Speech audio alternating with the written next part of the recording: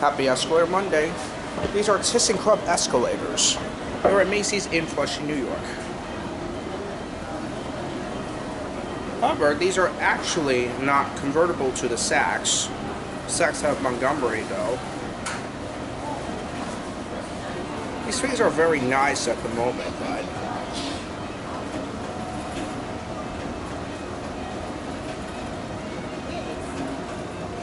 it's got a bit of a crappy insulation.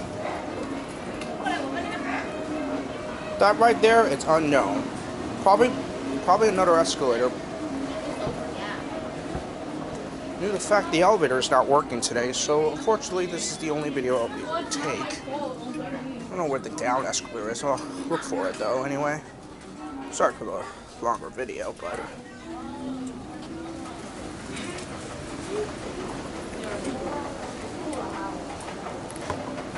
and these are more ThyssenKrupp escalators though.